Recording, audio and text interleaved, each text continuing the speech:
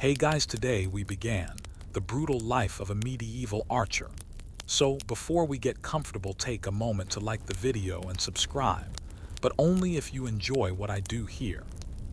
And let me know in the comments where you're tuning in from and what time it is for you. It's always fascinating to see who's joining us from around the world. Let's ease into the journey together. Here's something most people don't know.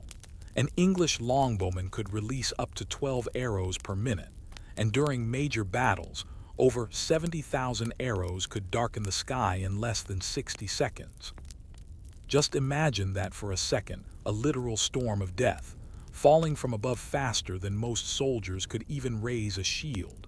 And today, we're going to explore the life of the men behind that terrifying rain.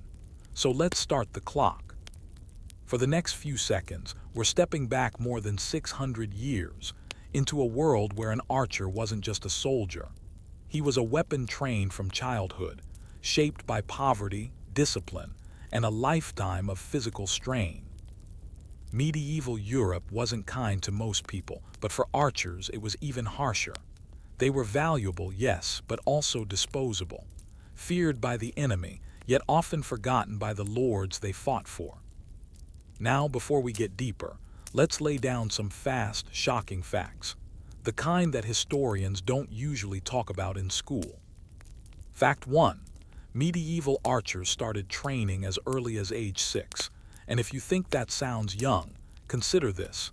At that age, most longbow trainees already had permanent spinal deformities beginning to develop from pulling 80, 120-pound bows. Fact 2.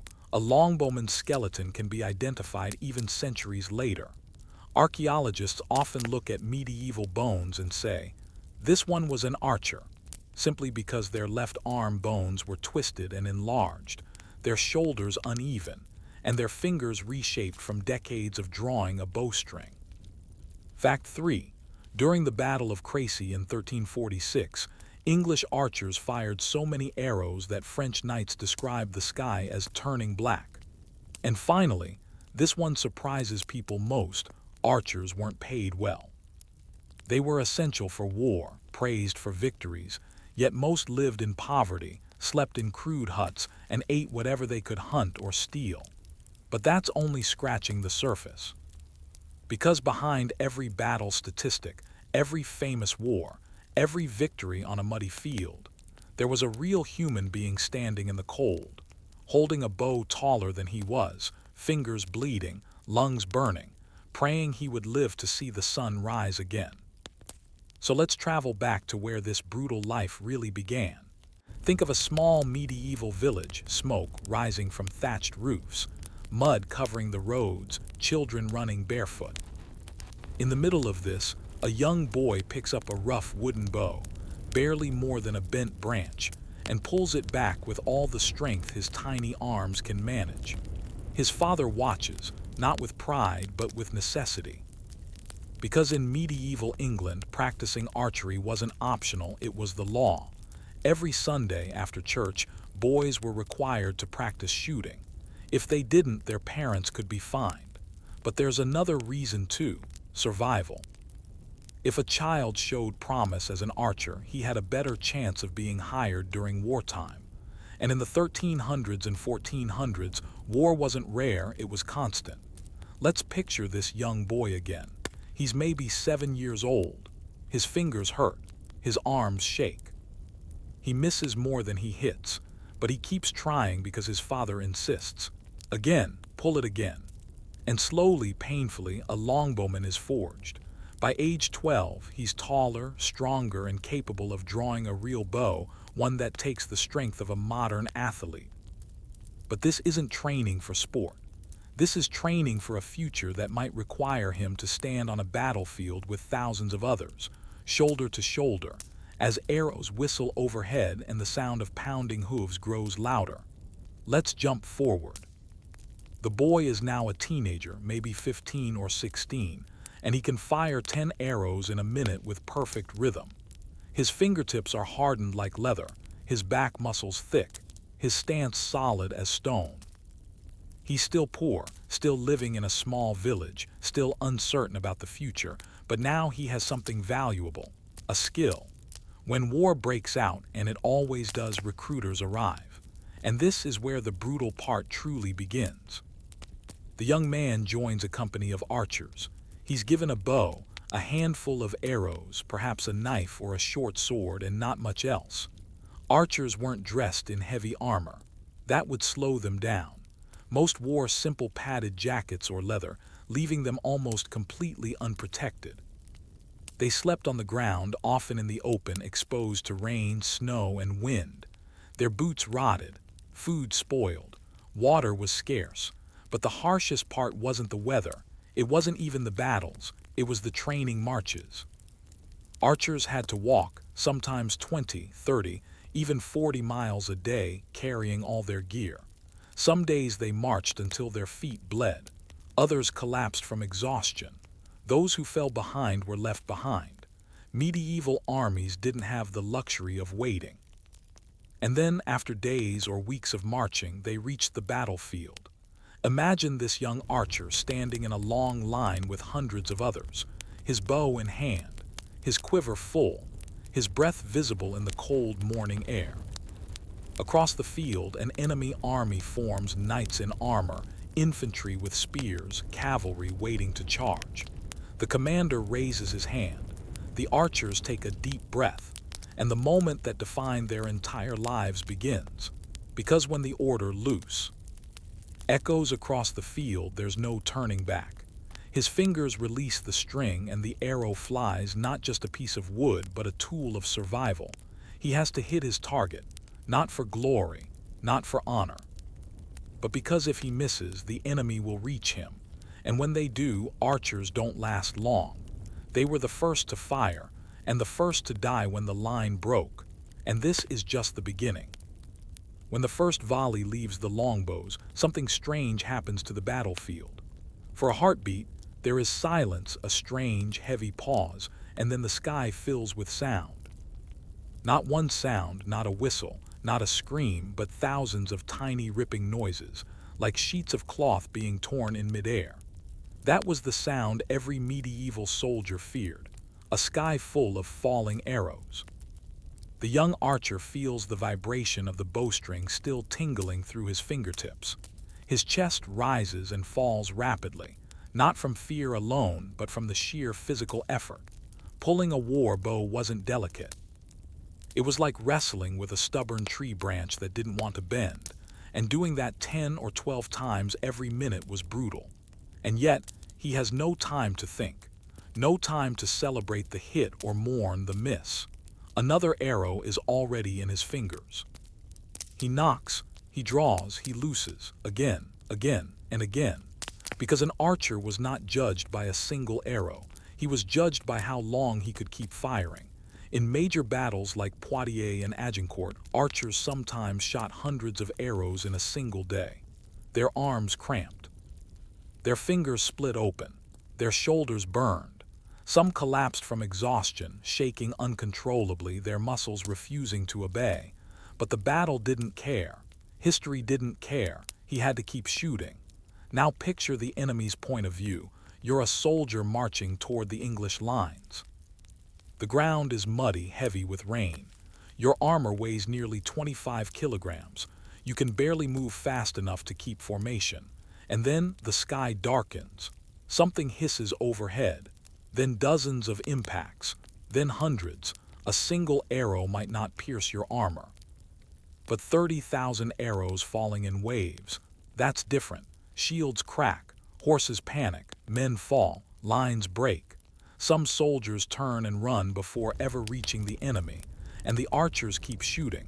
But what many people don't realize is this: archers didn't just aim at individuals, they aimed at space, at formations, at the psychology of war.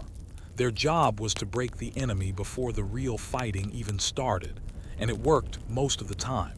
But what happened when it did? Let's step into that moment, the one every archer feared. The enemy keeps coming. Arrows don't stop them. The knights lower their lances. The horses charge. The infantry behind them roars as they advance. And suddenly the distance between survival and death shrinks to seconds. Archers were fast thinkers. They had to be. When cavalry broke through the arrow storms, archers didn't stand and fire until they were trampled. They ran. They retreated behind wooden stakes they had hammered into the ground earlier, sharp points angled toward the charging horses. These stakes were life-saving barriers. Without them, archers would be wiped out in the first 10 seconds of a cavalry charge. But stakes only helped if the archers reached them in time. That's where the real danger began. Imagine our young archer sprinting backward, mud flying under his boots, arrows still clutched in one hand. Behind him are the stakes. In front of him, a wave of armored knights roaring toward him. His breath is ragged. His legs ache. His heart feels like it might burst. He crosses behind the stakes just in time. The cavalry slams into the wooden barrier with a thunderous crash. Horses scream. Riders are thrown. Chaos erupts. And suddenly the archer is close enough to see the whites of the enemy horse's eyes. But even now he can't rest. He pulls another arrow. This time he fires almost point blank. Archers trained for this moment too, firing into the gaps between a knight's armor plates. The underarm, the visor slit, the joint at the knee. They weren't just rapid shooters, they were surgeons with bows. And while knights were powerful, they were terribly vulnerable once they fell. Getting up in armor was slow, dangerous, sometimes impossible. Archers, surprisingly, were often the ones who closed in and finished them. Yes, the lightly armored, often poor archers were sometimes the ones walking through the mud, stepping over fallen knights, using knives to pry open visors. It wasn't glorious. It wasn't noble. It was survival. But this moment, this chaos, wasn't even the hardest part of a medieval archer's life, because battles didn't happen every day. Sometimes not even every year. Archers spent far more time on the road, in camps, or living through the miserable realities of medieval life. Let's step away from the battlefield for a moment. What did their daily life look like? Imagine waking up in a camp long before dawn. The smell of smoke and wet wool fills the air. Your clothes are stiff with dried sweat. Your bowstring slept in your boots to keep it dry. Your stomach growls because food was rationed, and yesterday's dinner was a chunk of hard bread and a watery ale. You stretch, but your back hurts. It always hurts. Years of bow work have reshaped your spine. Your fingers ache. Your elbows pop. That's normal now. You check your gear. Not because you're eager, but because one mistake, one frayed string, one cracked arrow shaft can get you killed. And then the waiting begins. Medieval campaigns were 90% waiting. Waiting for orders. Waiting for scouts. Waiting for weather to clear. Waiting for the enemy to appear.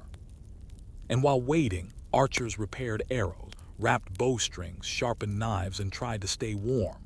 Sometimes they played dice or swapped stories.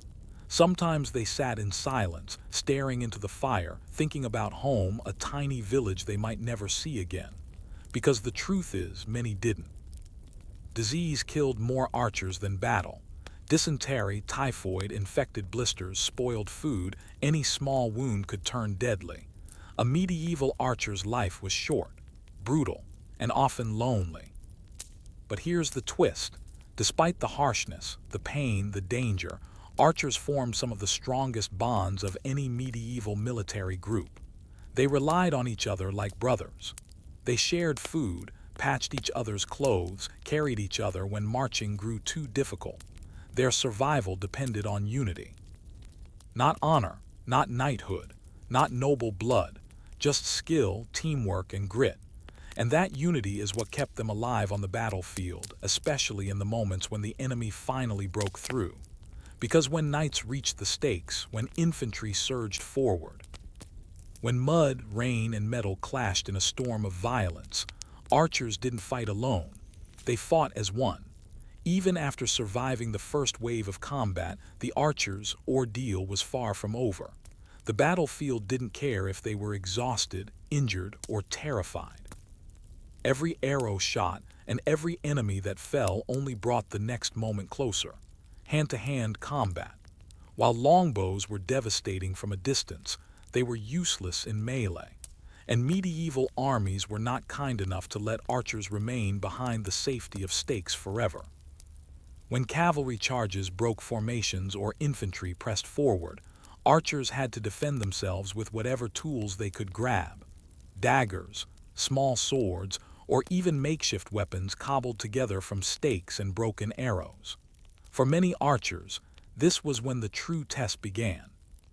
Picture it: the air is thick with mud, smoke, and the stench of sweat and blood. Horses slip and fall. Knights grunt, clanging armor shaking with every movement. Arrows thump into shields or splinter wood. Men scream. Some are calling for mercy. Some are praying. Some are already dead. The young archer must stay calm. Every movement counts. One wrong step and he could be trampled, skewered, or crushed under armor. He has to be quick, precise, and smart, and he has to keep moving because standing still is death. And yet, despite the chaos, archers performed remarkable feats. Historical records tell of individuals shooting arrows accurately while retreating under pressure, saving entire sections of the army from collapse. Some even climbed makeshift platforms to fire over the heads of friend and foe alike, taking calculated risks that most soldiers would never consider. But this skill came at a cost. After a battle, an archer might have survived physically, but his body told the story of a lifetime of suffering.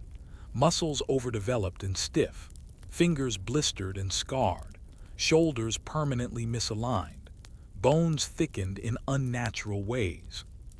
Some had long-term injuries from repeated strain, broken bones, or even arrow wounds that never fully healed. Archaeologists have found skeletons from medieval battlefields with literally twisted vertebrae, deformed arms, and fused joints, evidence of decades spent drawing heavy bows under extreme conditions. And the mental toll. That was just as brutal. Most medieval soldiers didn't talk about trauma, but letters, chronicles, and oral histories suggest that archers carried fear, stress, and grief with them constantly. They had to witness death at close range: friends, enemies, civilians, horses. They survived, yet often left with invisible scars that never healed. But the reality of medieval life wasn't just battlefield suffering. Even when archers returned to villages or camps, survival remained a daily challenge. Food was scarce. Rations were meager. Soldiers were expected to forage or hunt, which wasn't always easy in war-torn lands. Water was often contaminated, leading to diarrhea, dysentery, and sometimes death. Disease spread faster than armies could move. A single infected camp could wipe out hundreds, regardless of skill with a bow. And yet, archers endured. Why? Because their skill gave them something unique in medieval society: value. A talented archer could rise above poverty, earn the favor of lords or kings, and sometimes secure better wages or loot than an unskilled foot soldier. Records from the 100 Years' War reveal astonishing pay differences. A common foot soldier might earn a pittance for months of grueling work. A skilled archer, on the other hand, could earn 3 to 6 times that amount, and sometimes even more if they captured prisoners for ransom. But even pay came with limits. Archers were soldiers first and citizens second. The same king who relied on them in war could ignore their welfare in peace. Many returned to villages to find little support, no pensions, and no recognition. They were celebrated in history books but often forgotten in life. Despite all this, the longbow's effectiveness continued to shape European warfare. The weapon's reach and power transformed tactics. Infantry formations adjusted to avoid concentrated arrow fire. Cavalry charges became riskier, requiring more planning. Castles had to redesign defenses. Even armies with superior armor and numbers could be humbled by a well-trained line of archers. Yet, there were limitations.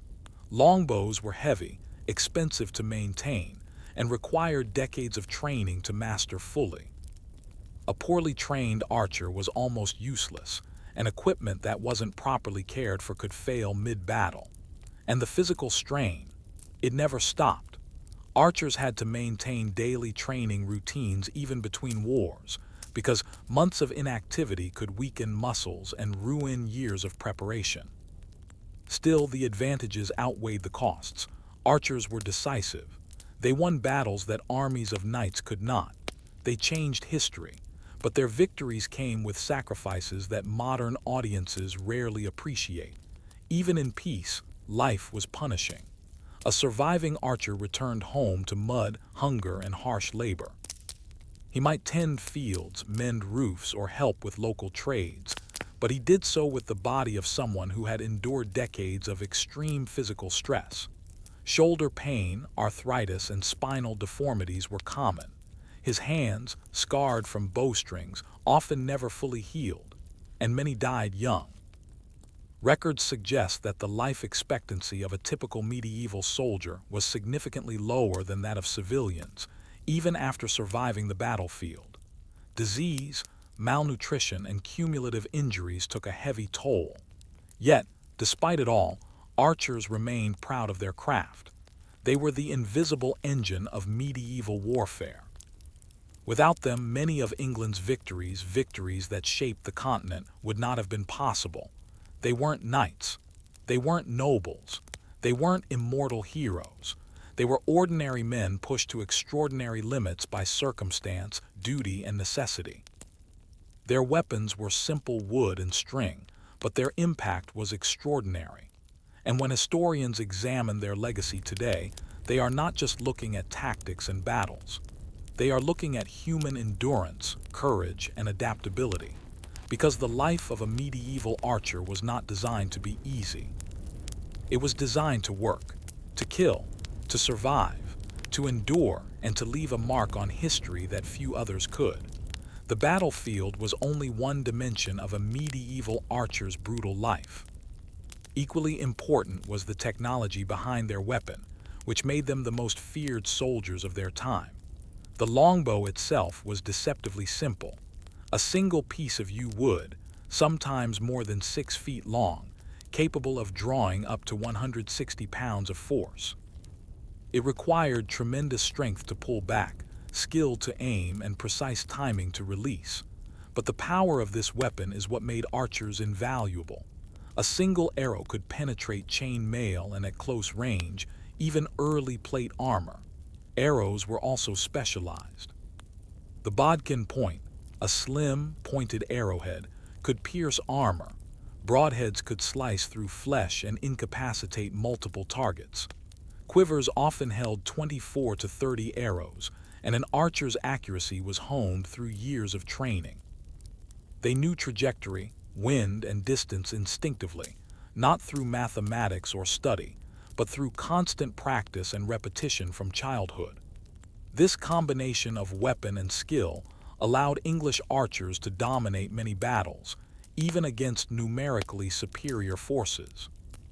At the Battle of Crécy in 1346, records indicate that the French army had more than double the men, yet the English archers decimated them.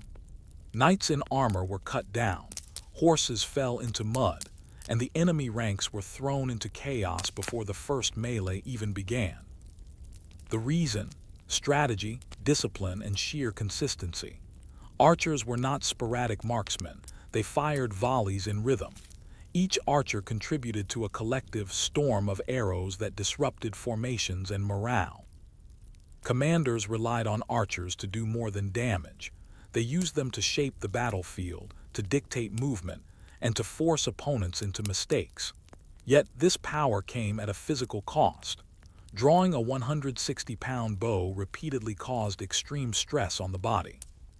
Spine, shoulders, and arms were permanently affected. Archaeologists have found skeletal remains from medieval battlefields with overdeveloped muscles, twisted spines, and thickened forearms, clear evidence of a lifetime of bow practice. Chronic pain, arthritis, and nerve damage were common. An archer's skill and survival often depended on pushing through constant physical discomfort. Beyond the mechanics of war, archers also needed tactical awareness. They weren't just shooters, they were early strategists. They coordinated with infantry, scouts, and cavalry. They understood the importance of terrain, cover, and timing. Archers often positioned themselves in places that maximized their range while minimizing exposure to enemy attacks. Despite this intelligence and skill, archers were still at risk. Unlike knights or heavily armored soldiers, they were lightly protected. One misstep, one lucky enemy arrow, and they could die instantly. Their stakes and formations offered some defense, but not enough to guarantee survival. Even logistics were a constant challenge. Arrows had to be maintained, sharpened, and repaired. Bowstrings needed regular replacement to prevent snapping in critical moments. Camps had to store supplies carefully to avoid water damage, spoilage, or theft. Every detail mattered because a small error could cost lives. Archers also faced emotional challenges. They witnessed death on a scale most modern people cannot imagine. Battles left the ground littered with bodies, mud stained with blood, and horses struggling to escape. Archers were expected to continue their work under these conditions without faltering. Yet, human nature ensured that fear, grief, and fatigue were always present.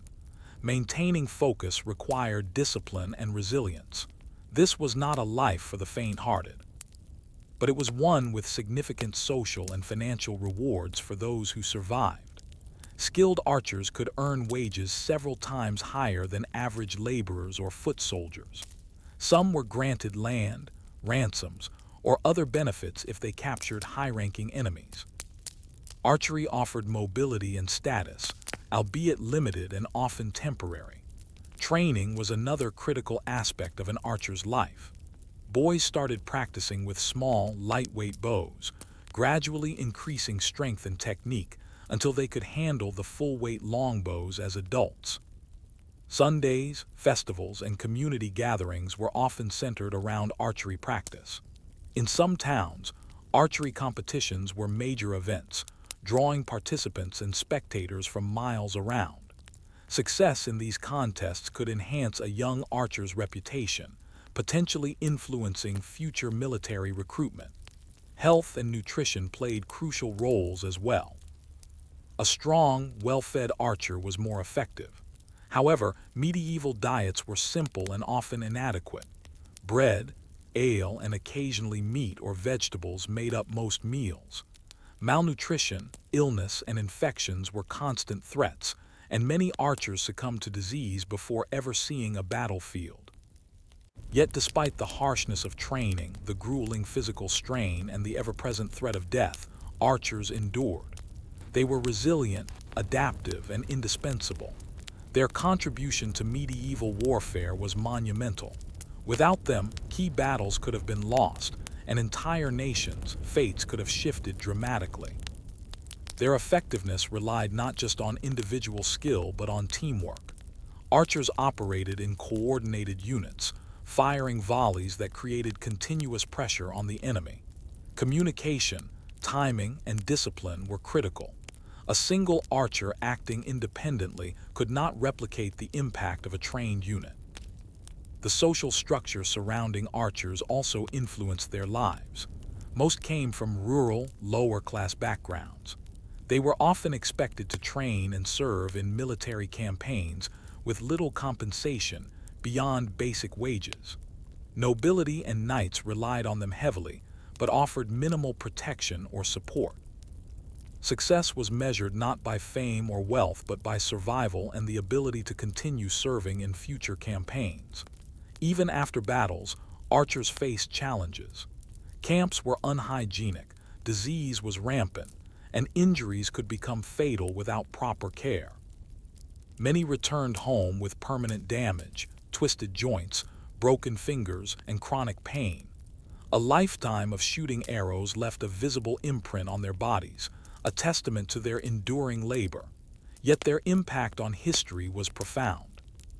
Battles won through archery altered political landscapes, secured territories, and shaped the course of European wars.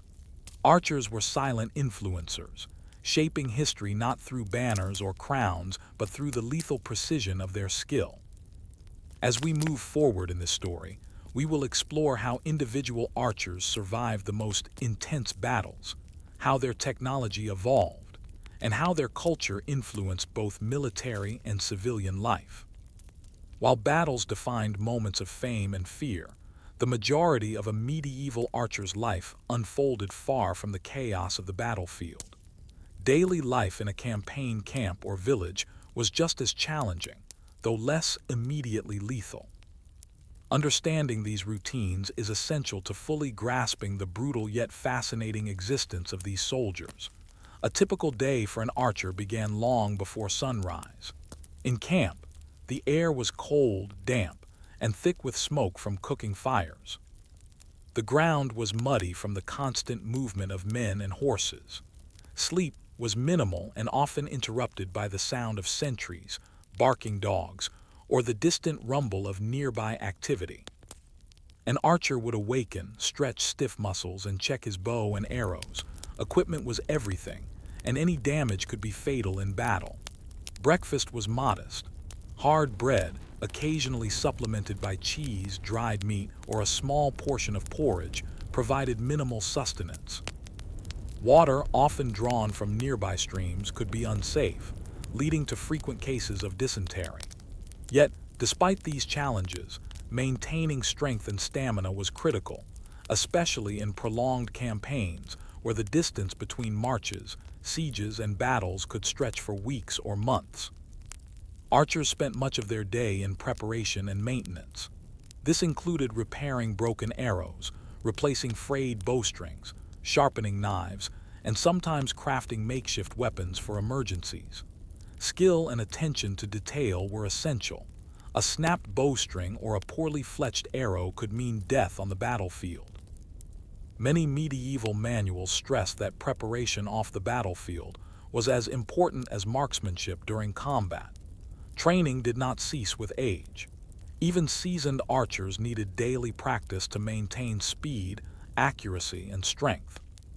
This often involved shooting dozens, if not hundreds, of arrows at targets or practicing rapid draw drills with imaginary enemies. Archers were constantly in a state of physical conditioning, their backs, shoulders, and arms permanently reshaped by years of exertion. For many, this daily grind left permanent injuries, swollen joints, arthritis, and chronic shoulder pain. Yet, this was accepted as part of the price of survival. The social hierarchy within the military camp influenced life as well. Archers were usually lower status soldiers, below knights and men-at-arms, but essential to the army's function. While nobles dined on roasted meat and fine bread, archers often shared small portions of coarse food in communal areas, sitting on rough wooden benches or directly on the ground. Yet camaraderie developed in these conditions. Units of archers relied on each other for protection, morale, and guidance, forming tight-knit communities that could survive only through mutual trust and discipline. Illness was a constant companion. Contaminated water, poor sanitation, and close quarters allowed diseases to spread rapidly. Dysentery, typhoid, and scurvy were common, sometimes killing more soldiers than combat itself. Wounds, often untreated or crudely dressed, could become infected, leaving lifelong consequences or death. Historians have found evidence of untreated injuries and chronic illnesses in skeletal remains from medieval battlefields and camps, highlighting the relentless challenges archers faced. Despite these harsh realities, archers were often revered for their skill. Successful archers could rise in status within the military ranks, receive better pay, and occasionally be rewarded with land or privileges. Military campaigns offered opportunities for glory and recognition, but these rewards were always precarious. One misstep on the battlefield, one lost engagement, and the consequences could be fatal or socially destructive. The psychological strain of repeated combat was immense.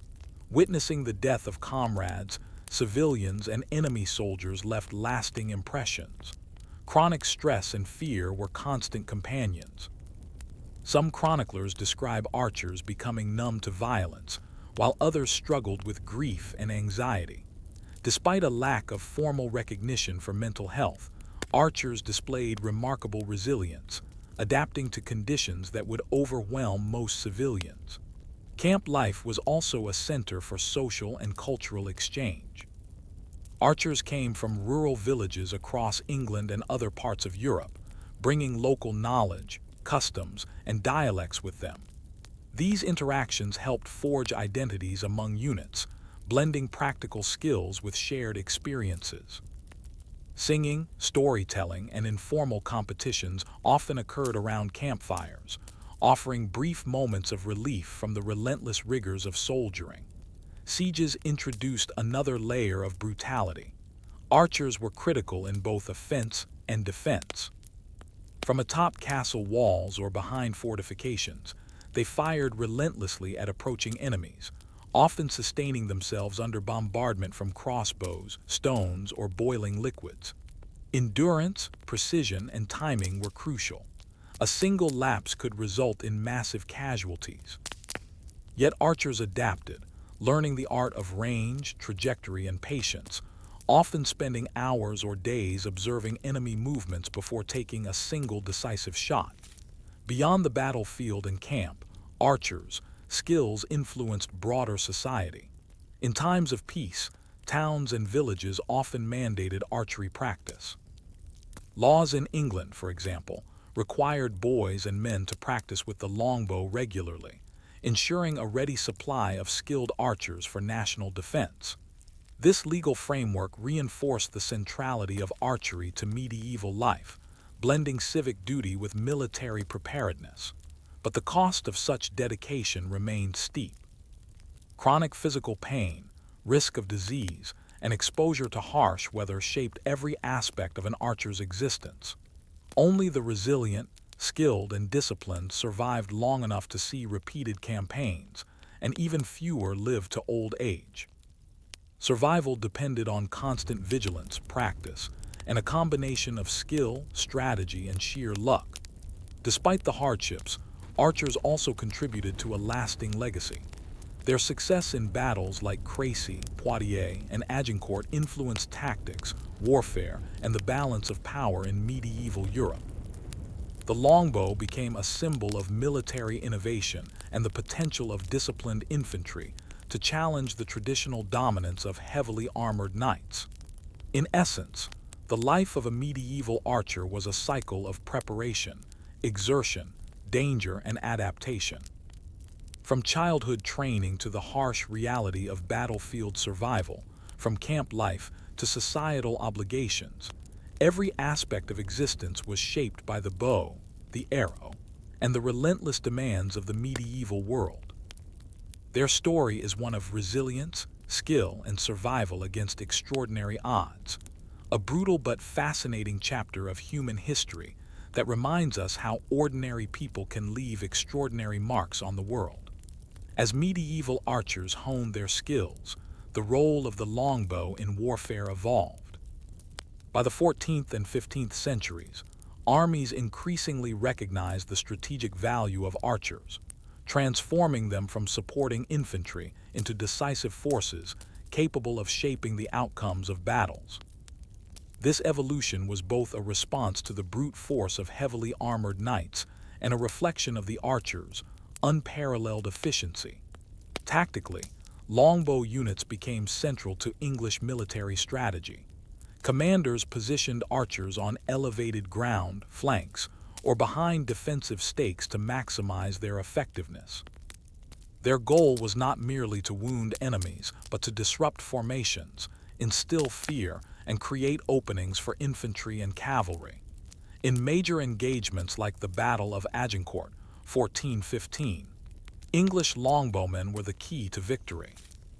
Outnumbered and surrounded, they unleashed volleys of arrows that penetrated armor, killed horses, and threw the French army into chaos, proving that discipline and precision could triumph over sheer numbers and brute strength.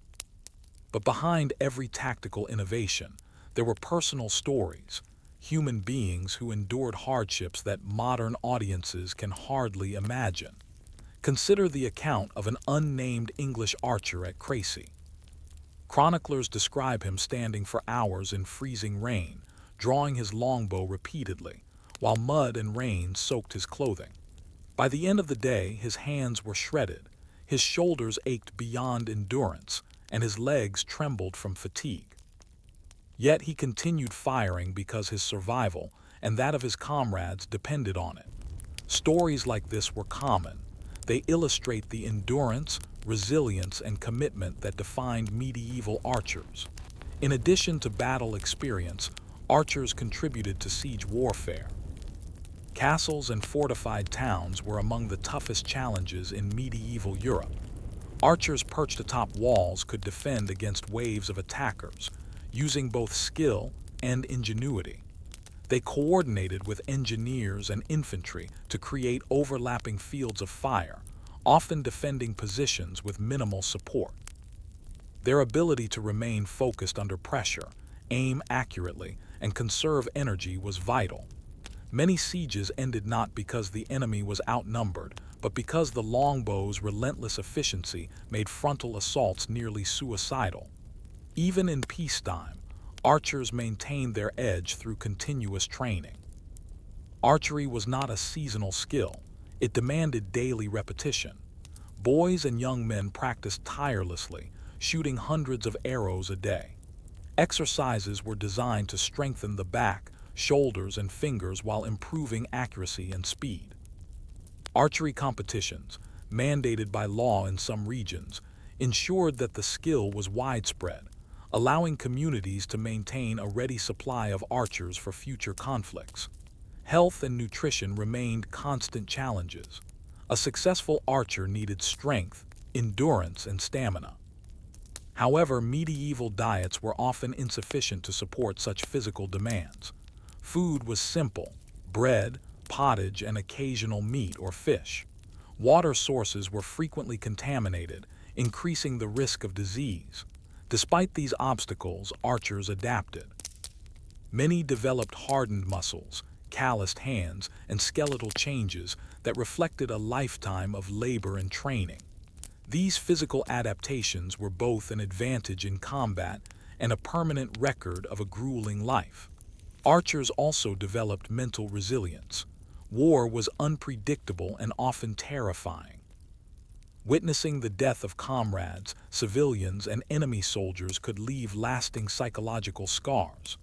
Chroniclers of the period hint at archers' coping strategies: humor, camaraderie, prayer, and ritualized routines. While modern medicine would recognize these as attempts to manage trauma, medieval archers relied on personal discipline and social bonds to maintain focus and morale under constant pressure. Culturally, archers influenced medieval society beyond the battlefield. They were symbols of discipline, endurance, and technical skill. Art and literature often depicted them as agile, precise, and fearless, a contrast to the clunky, armored knights who dominated popular imagination. In villages, archery practice was a communal activity, binding communities together through shared effort and responsibility. Boys were trained from an early age, learning not just skill but also patience, strategy, and self-control. In this way, the longbow shaped both military outcomes and cultural norms. The legacy of archery extended into politics and economics. Skilled archers were sometimes rewarded with land, money, or preferential treatment, creating incentives for mastery. Lords and kings recognized their value, ensuring a steady supply of trained individuals for campaigns. In some cases, archers who captured high-ranking prisoners could secure ransoms, influencing wealth distribution and even local power dynamics. Yet despite their importance, archers remained socially and economically vulnerable.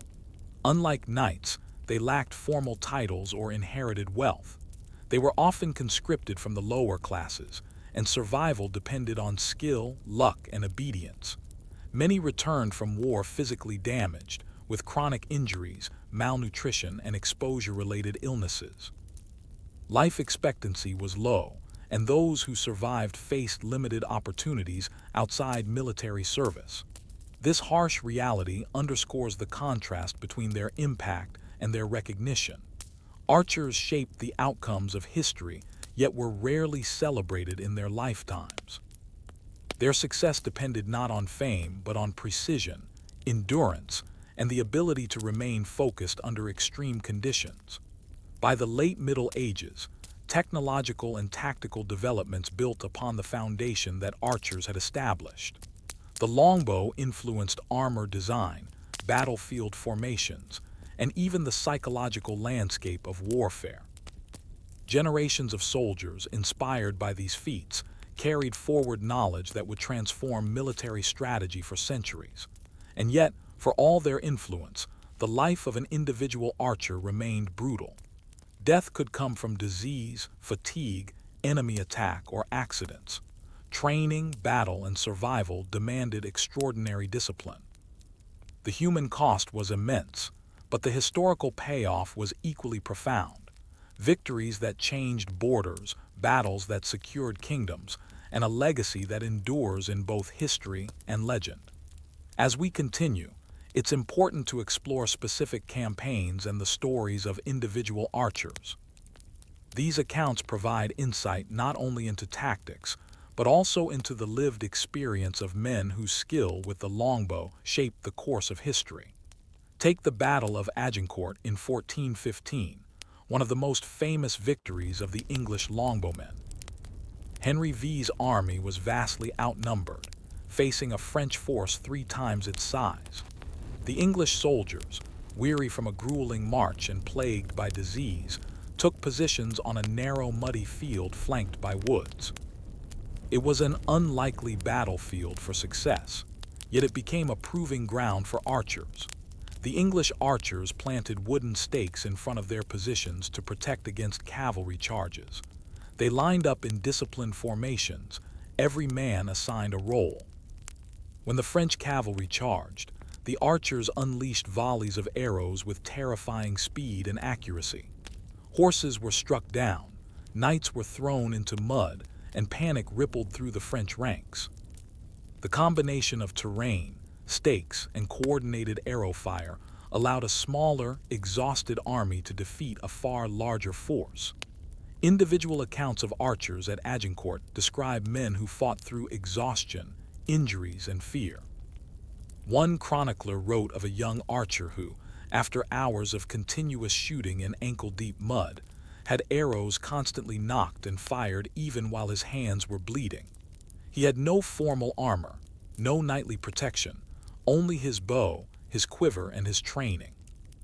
His endurance exemplified the qualities that made archers so critical: discipline, resilience, and precision under pressure. Outside major battles, archers played key roles in skirmishes, raids, and sieges. During the Siege of Calais, 1346–1347, archers were stationed on walls, towers, and ramparts, providing suppressive fire against enemy soldiers attempting to breach defenses. These positions required immense patience and precision.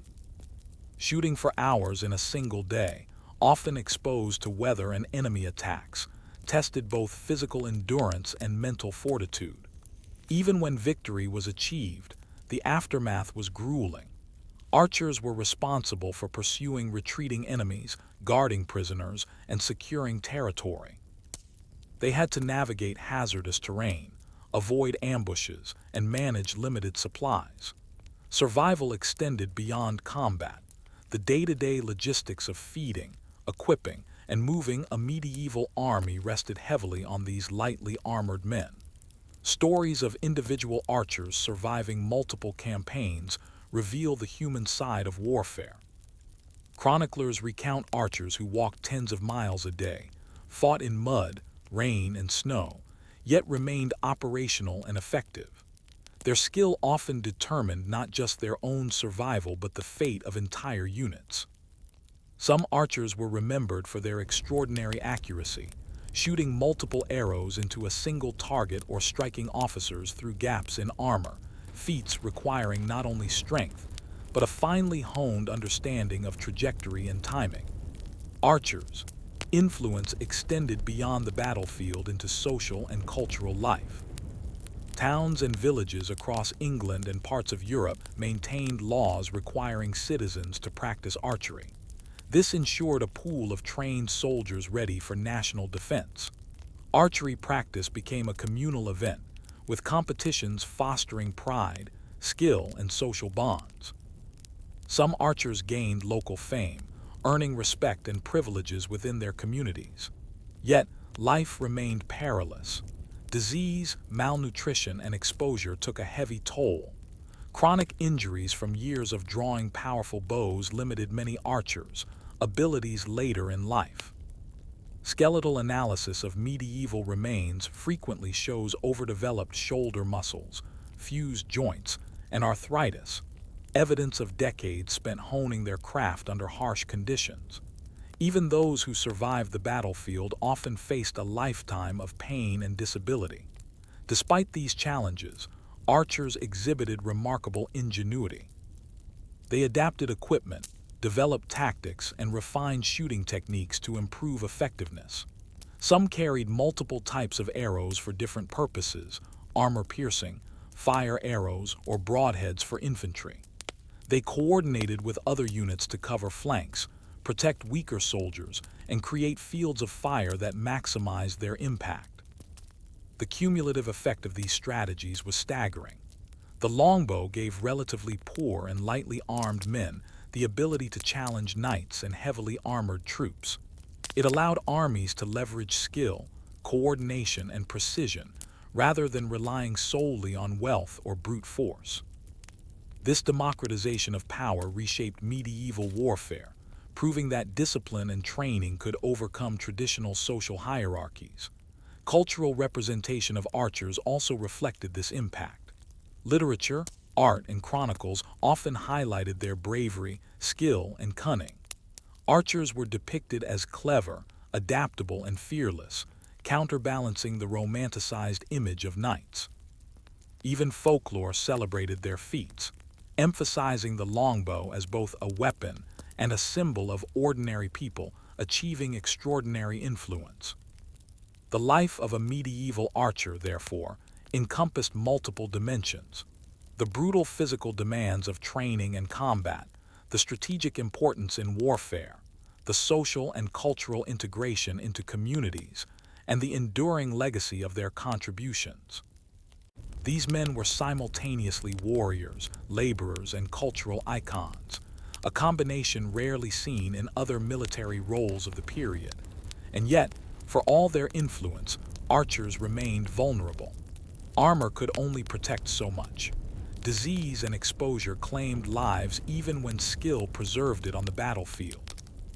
Many archers returned from campaigns injured, ill, or exhausted, facing uncertain futures with few formal rewards. Their contributions were often acknowledged only indirectly, through victory, influence on tactics, or legacy in stories and chronicles. Still, their endurance was remarkable. The physical and mental discipline required to survive repeated campaigns, maintain peak performance, and navigate the perils of daily life speaks to extraordinary resilience. In understanding their lives, we see not just the mechanics of warfare, but the human capacity for adaptation, persistence, and survival under extreme conditions.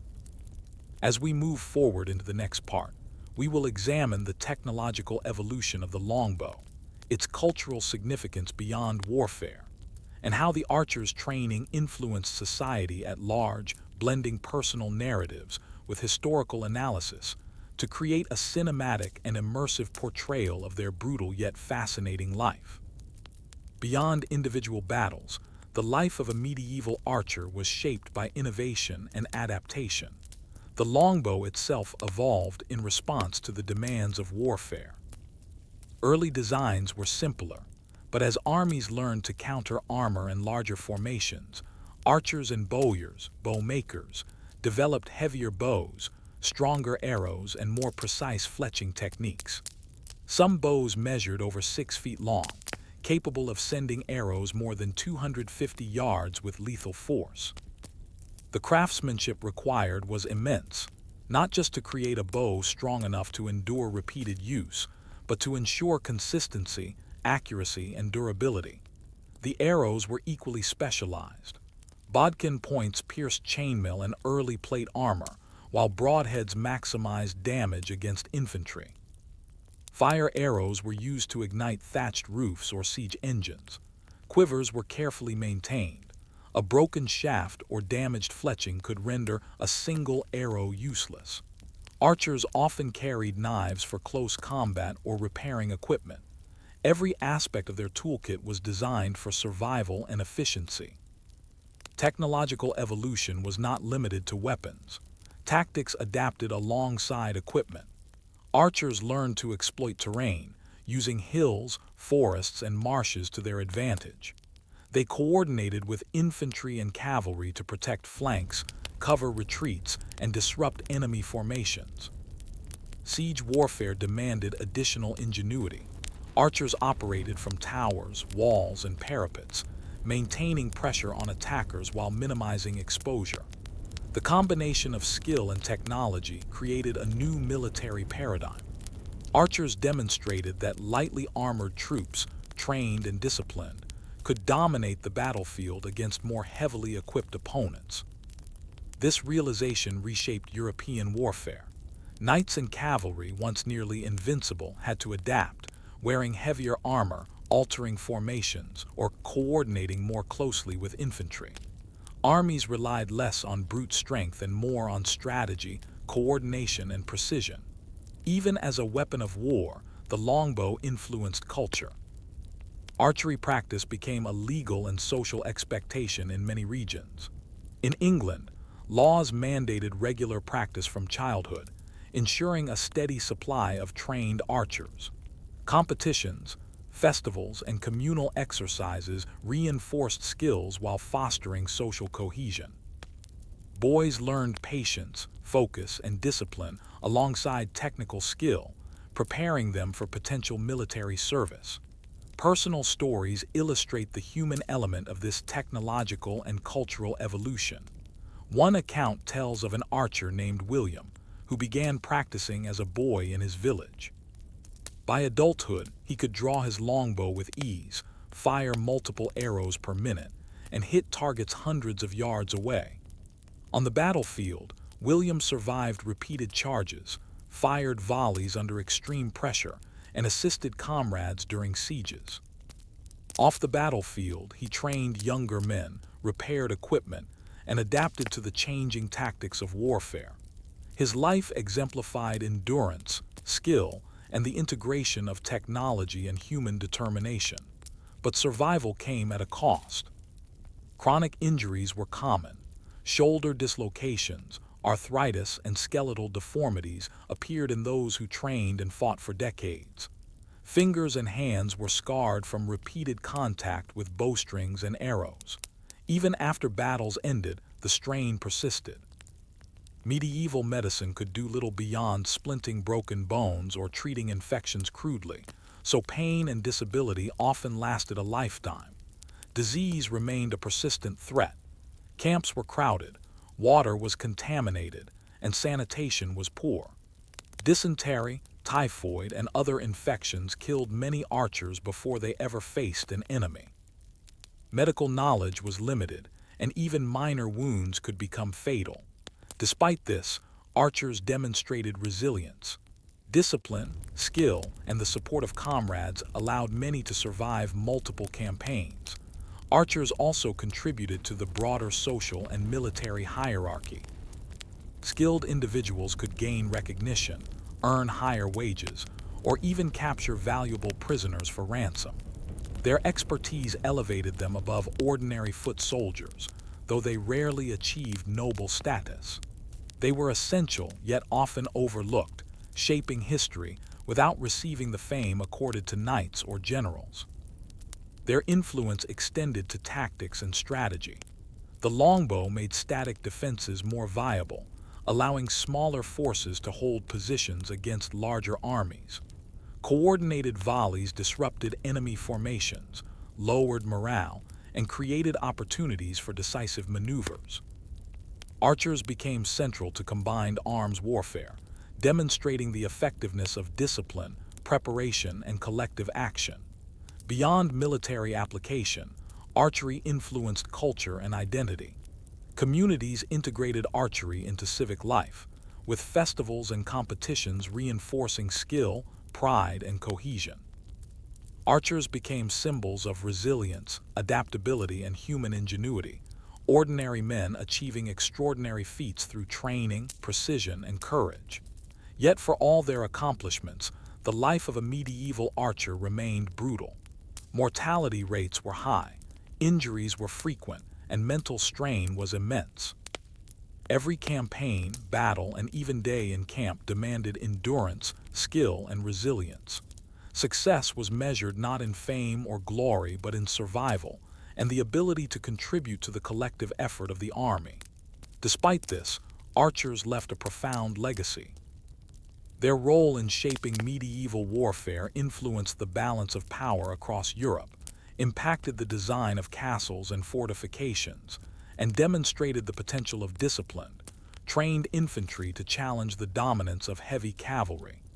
They changed history not through wealth or titles, but through skill, endurance, and precision. In understanding their lives, we gain insight into human endurance and adaptability.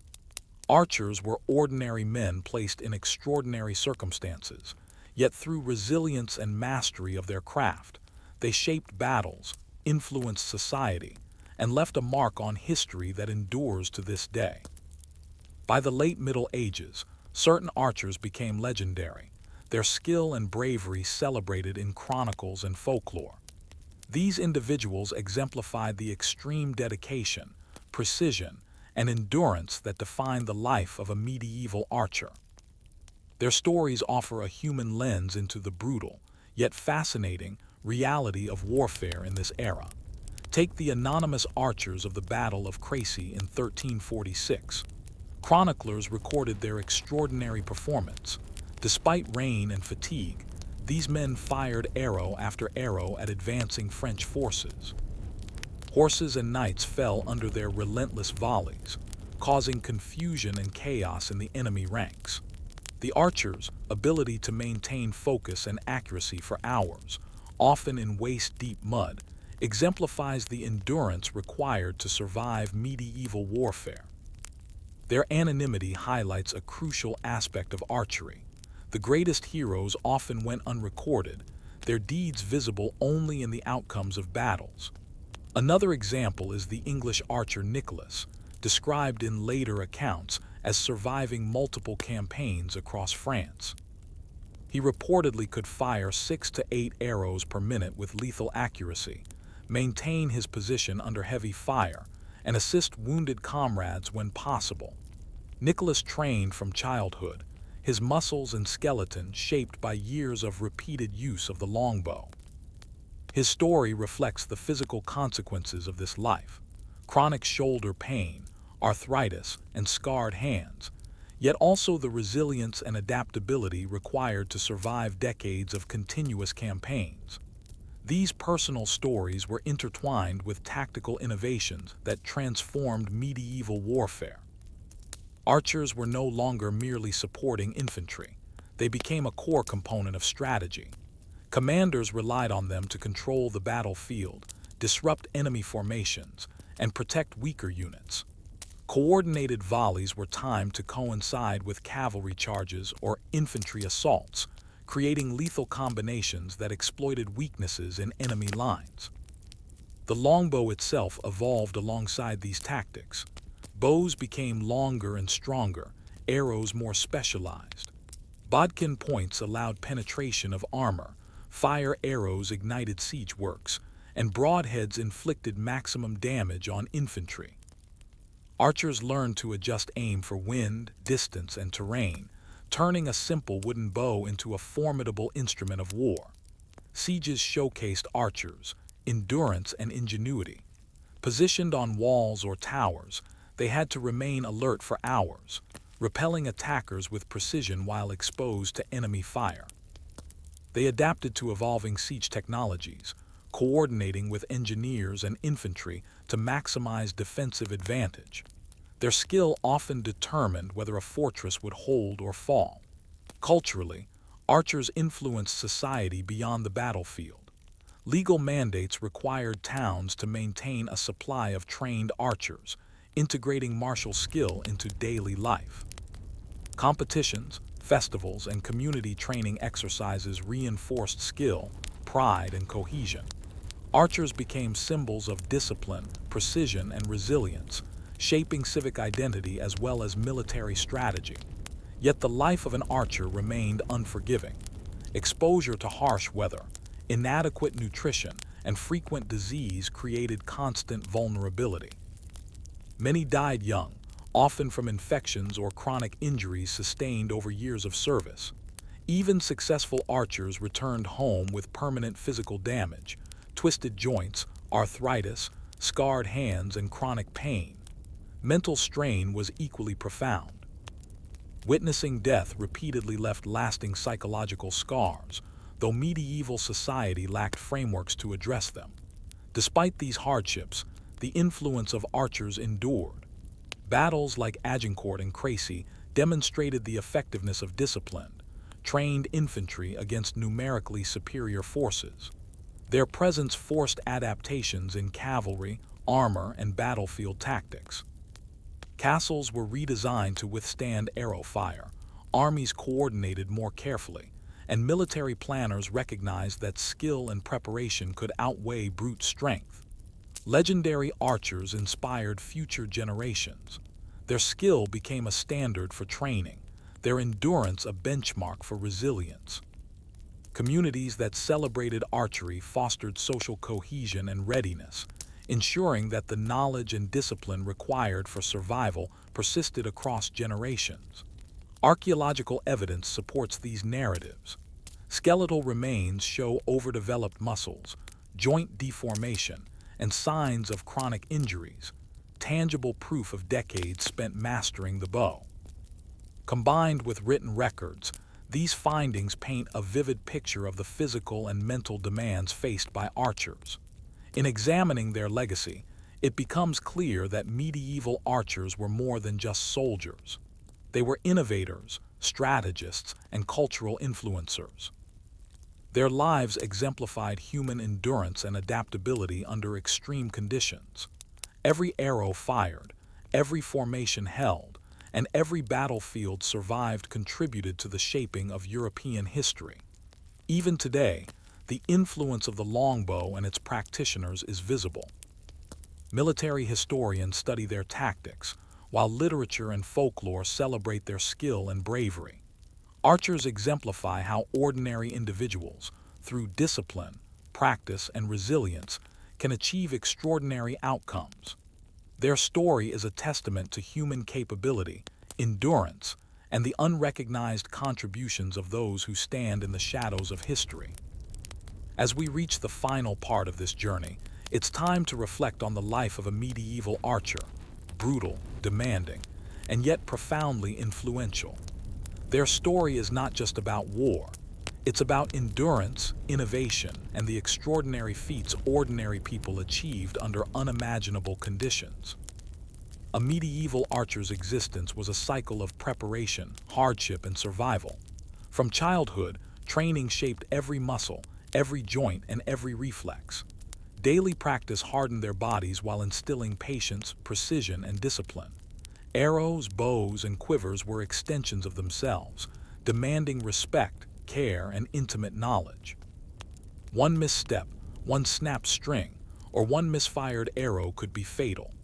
Battlefields were theaters of both horror and ingenuity. Archers endured freezing rain, knee-deep mud, and relentless attacks while firing volleys that could determine the outcome of entire campaigns. They faced knights in armor, charging cavalry, and enemy archers, yet relied on skill, coordination, and strategy to survive. Personal stories of resilience, men who fought for hours while bleeding, exhausted, or injured, reveal the human cost behind the legend of the longbow. Even in camp, life was far from easy. Malnutrition, disease, and exhaustion were constant threats. Hygiene was poor, and medical care was rudimentary at best. Chronic injuries from decades of shooting, walking long marches, and exposure to harsh conditions left many archers disabled later in life. Yet camaraderie and routine provided stability. Training, maintenance of equipment, and mutual support helped them endure challenges that would overwhelm most people. Archers influenced more than just the battlefield. Communities integrated archery into daily life through laws, competitions, and festivals. Civic and military duties overlapped, ensuring a ready supply of trained men. Cultural representations in literature and folklore celebrated their discipline, precision, and bravery. In essence, archers shaped both the military and social fabric of medieval Europe. Technological innovation played a crucial role. The longbow evolved alongside tactics, enabling archers to penetrate armor, control enemy formations, and dominate sieges.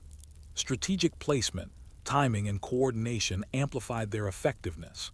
Their expertise forced adaptations in enemy tactics, armor, and castle design. Archers demonstrated that discipline, skill, and preparation could rival brute strength and social hierarchy. The psychological and physical demands cannot be overstated. Continuous exposure to violence, death, and extreme exertion tested their endurance. Chronic injuries, disease, and exposure further heightened the cost of survival. Yet, their resilience, ingenuity, and training allowed them to endure where many others failed. Survival was not just a personal triumph. It was a contribution to the collective effectiveness of their units and, by extension, the shaping of history. Legendary archers, though often anonymous, left an enduring mark. Their precise volleys, relentless stamina, and strategic impact changed the outcomes of critical battles such as Crécy, Poitiers, and Agincourt. They influenced military doctrine, reinforced community training, and inspired future generations. Archers proved that ordinary people, armed with skill and discipline, could wield extraordinary influence over events far larger than themselves. Ultimately, the life of a medieval archer was defined by extremes: extreme skill, extreme endurance, extreme risk, and extreme impact. Their story is a testament to human resilience, ingenuity, and the enduring power of preparation and discipline. Without their contribution, European history might have unfolded very differently. They shaped battlefields, influenced tactics, and left a legacy that resonates even today. So, what can we take from this brutal yet remarkable life? It's a lesson in perseverance, adaptability, and the impact of focused skill. Archers remind us that mastery, discipline, and resilience, even under the harshest conditions, can leave a lasting mark on the world. And as we conclude this journey, let's not forget the human element behind the history. Men who trained from childhood, who endured pain, exhaustion, and fear, yet remained indispensable to their communities and nations. Their lives were harsh, their experiences unforgettable, and their legacy undeniable. Hey guys, if you found this journey into the brutal life of a medieval archer fascinating, don't forget to like this video and subscribe for more deep dives into history's hidden stories. Share in the comments where you're tuning in from and what time it is for you. It's always amazing to see how far our viewers reach across the globe. And remember, history isn't just about dates and battles. It's about the people who lived through it, endured it, and shaped it. The longbow may be centuries old, but the lessons of resilience, discipline, and skill remain timeless. From the muddy fields of Crécy to the towers of Calais, the archer's story continues to echo, a reminder of the extraordinary within the ordinary, and the human capacity to endure, innovate, and leave a mark on history.